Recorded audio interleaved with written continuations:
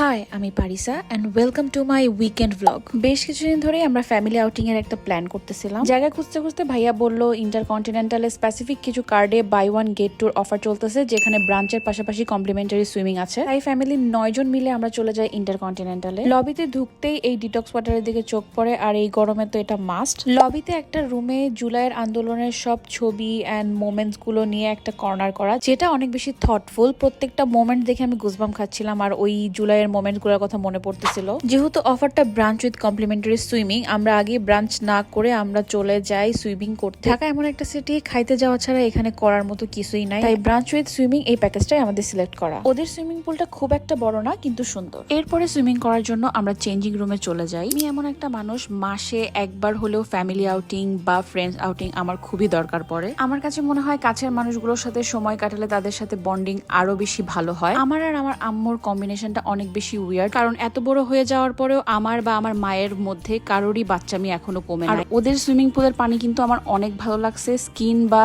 Hair কোনোটাই আমার damage করে নাই। প্রায় 1.5 ঘন্টা সুইমিং করে আমরা রেডি হতে যাই এন্ড রেডি হয়ে চলে যাই লাঞ্চ করতে। ইন্টারকন্টিনেন্টাল বাফেট আমি এর আগে কখনো ট্রাই করি নাই, এটা আমার first time. And not gonna lie, ওদের প্রত্যেকটা খাবার অনেক বেশি মজা। আমি ওদের অলমোস্ট সব খাবার ট্রাই করছি এন্ড প্রত্যেকটা খাবার অনেক বেশি মজা। ওদের এই অফারটা অনলি ফ্রাইডে স্যাটারডেতে 12টা থেকে 4টা পর্যন্ত ওদের এই অফারটা চলে, আর আমরা 2:30টা থেকে 4টা পর্যন্ত সব খাবার ট্রাই করছি। আর আমি ওদের এই নিহারির এত ফ্যান হয়ে গেছি, আমি 3 বাটি খাইছি। তো সপ্তাহের প্রত্যেকটা উইকেন্ড বা মাসের একটা উইকেন্ড তোমার ফ্রেন্ডস অথবা ফ্যামিলিকে সময় দাও। এটা ম্যাটার করে না তুমি তাদেরকে নিয়ে কোথায় যাচ্ছ, এটা ম্যাটার করে তুমি তাদেরকে কতটুকু সময় দিচ্ছ।